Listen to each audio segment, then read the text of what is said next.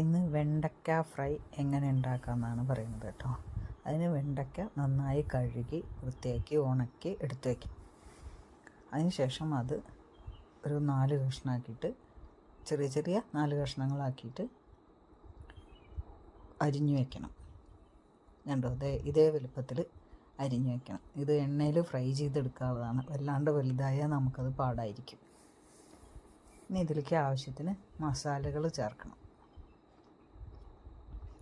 ആദ്യം കുറച്ച് മുളക് പൊടി ചേർക്കുക. ഒക്കെ എൻ്റെ എരിവിനനുസരിച്ചാണ് കേട്ടോ ചേർക്കണേ. നല്ലൊരു സ്പൂണ് മുളക് പൊടി ചേർത്തു. അത്ര തന്നെ മല്ലിപ്പൊടിയും ചേർക്കുന്നുണ്ട്. പിന്നെ ഗരം മസാല കുറച്ച് അതും ചേർക്കണുണ്ട്. അത് ഞാൻ അധികം ചേർക്കണില്ല, അതിനൊരു കുത്തുള്ളത് എനിക്കിഷ്ടമല്ല, അതുകൊണ്ട് അതധികം ചേർക്കണില്ല.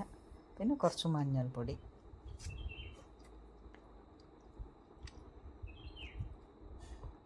പിന്നെ ലേശം ഉപ്പ് ചേർത്ത് കൊടുക്കണം. ഇനി ഇതെല്ലാം കൂടി ഒന്ന് മിക്സ് ചെയ്യാം.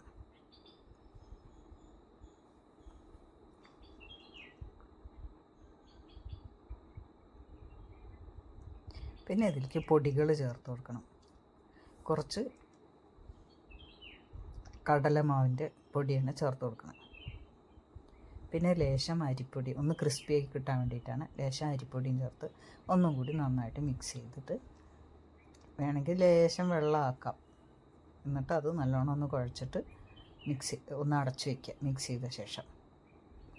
പിന്നെ നമുക്ക് അടുപ്പത്ത് പാൻ വെച്ചിട്ട് അതിലേക്ക് കുറച്ച് വെളിച്ചെണ്ണ ഒഴിച്ച് കൊടുത്ത് അത് നന്നായിട്ടൊന്ന് ചൂടാക്കുക.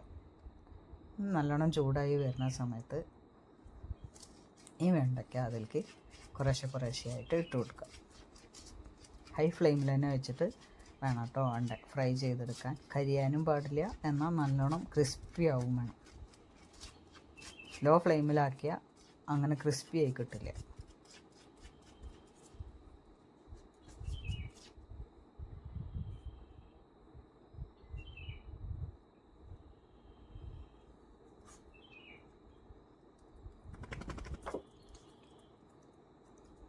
രണ്ട് സൈഡൊക്കെ ഒന്ന് തിരിച്ചും മറിച്ചിട്ടിട്ട് ഒന്ന് ഫ്രൈ ചെയ്തെടുക്കുക. ഈ പാകത്തിന് വേണം കേട്ടോ ഫ്രൈ ആക്കിയെടുക്കാൻ. നല്ല ക്രിസ്പി ആയിട്ടുണ്ട്.